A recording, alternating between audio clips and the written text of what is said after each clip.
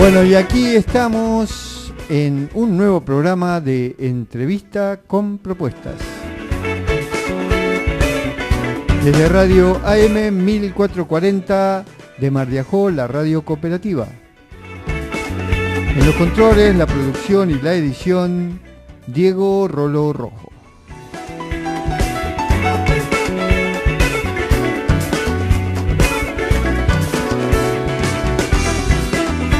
Y bueno, comenzamos este programa como todos los días que lo hacemos con una entrevista con la columna de Tato 30. Esta es la columna de Tato 30. Tato, buenas tardes, ¿cómo te va? ¿Qué tal, Silvio? ¿Cómo te va? A vos, a Rolo y a las y los oyentes. Yo bien aquí, esperando comenzar. Bueno, ¿con qué nos sorprendes hoy, Tato? Bueno, en principio, estamos hoy en un día de conmemoración, yo día de festejo, es un nuevo cumpleaños del general Perón, y mañana, como no vamos a estar en el aire, por lo menos yo, recordar que es el día del asesinato del comandante Ernesto Che Guevara. Bueno, siempre he dicho que es menos complicado trabajar sobre la historia que sobre la coyuntura. Claro. O sea, es mucho menos complicado realizar un análisis con el diario del lunes que intentar hacerlo sobre un camino que se está haciendo en un territorio tan incierto y complejo como el actual.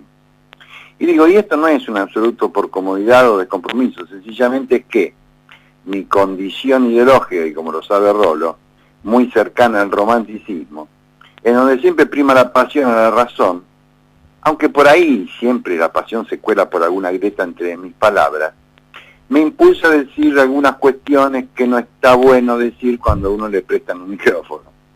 Es necesario entonces no dejar de lado, por lo menos poner algún tipo de racionalidad. Hoy nos vamos a alejar del bandidaje rural y del urbano, como trabajamos en la última columna, para meternos con un tema que seguramente te va a interesar, y a lo mejor a los oyentes también, que son los caudillos. Pero no con ninguno en particular o haciendo una génesis del caudillismo. Y de vuelta me remito a quien siempre he citado por mi respeto intelectual, y aparte porque aprendí mucho de él, que es el historiador inglés Eric Hobsbawm, a quien lo cité varias veces. En su libro Bandidos, que los engloba en el concepto de rebeldes primitivos, deja por ahí deslizar o incluir a nuestros caudillos. No hay que dejar de tener en cuenta que dicho libro es muy amplio, ya que toma la temática a nivel mundial. Pero aún así, no puedo dejar de expresar que sería incorrecto incluir a los caudillos dentro del título. ¿Por qué? En principio, podemos llegar a aceptar el criterio de formas primigenias de resistencia, ¿sí?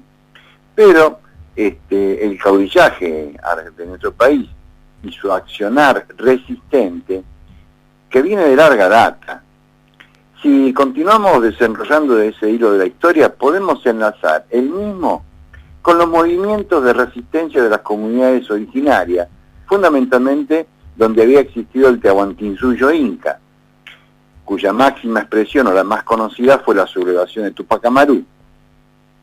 Pero vamos por parte. Sí. En principio, el poder político-militar de los caudillos se basaba en su empatía, palabra bastante de moda en la actualidad, con el gauchaje, con pastores y campesinos que confluirían en esa resistencia armada que eran las montoneras.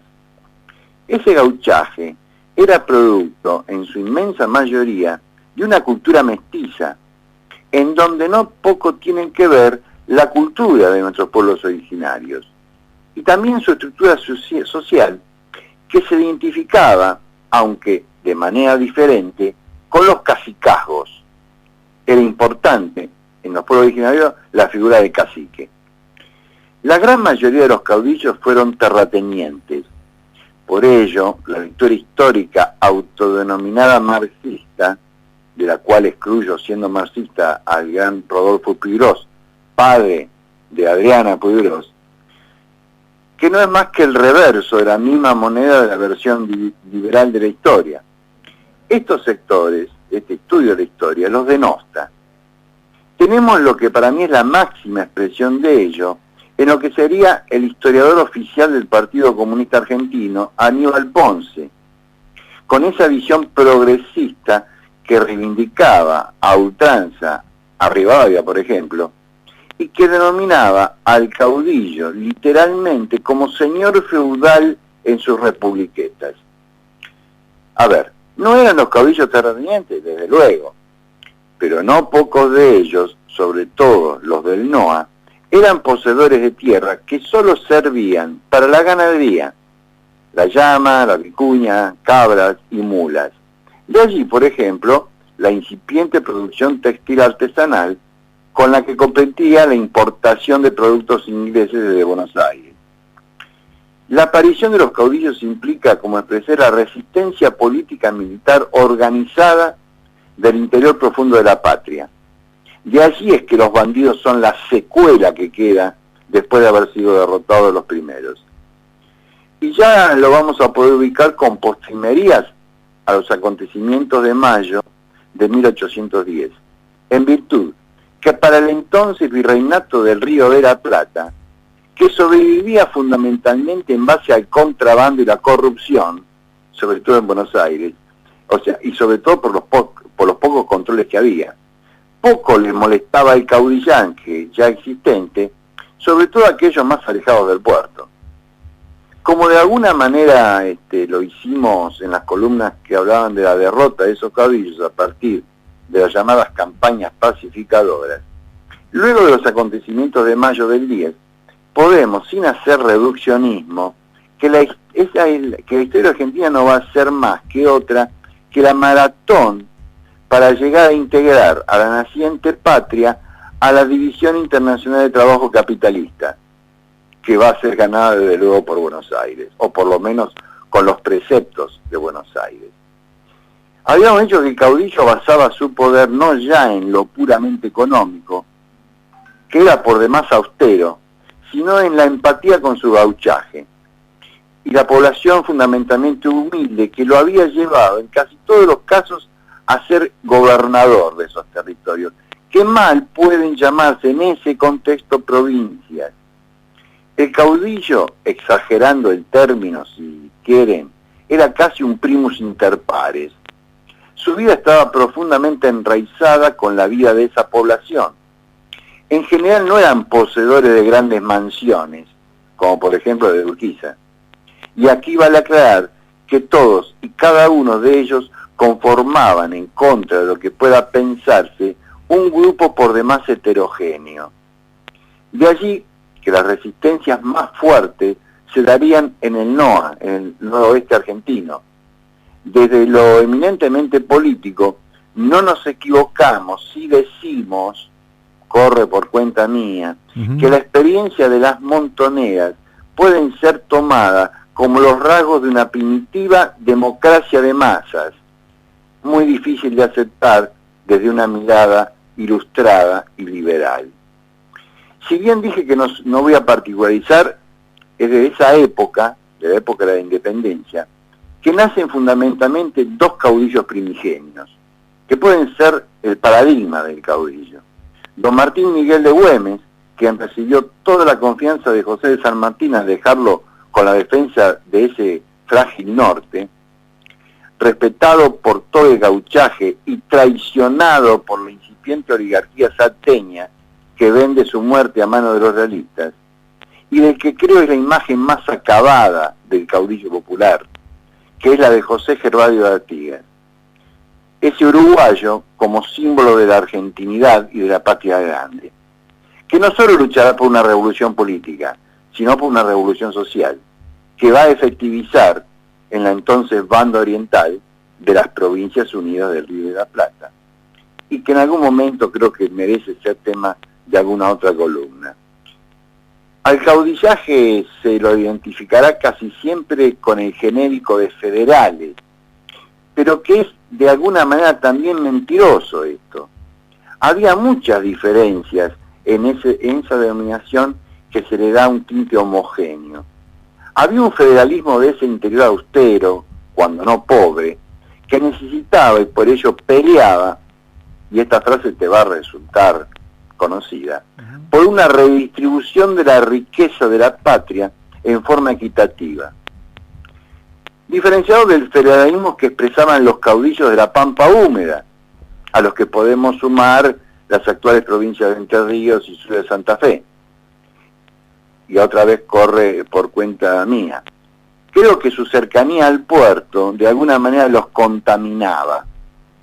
Sin hacer nuevamente anacronismo alguno, aunque estos personajes corresponden a tiempos, aunque cortos, diferentes, no eran iguales los ideales de Güemes, del Chacho Peñalosa o Felipe Varela que los de Urquiza, del cual no sé si caraturarlo como caudillo.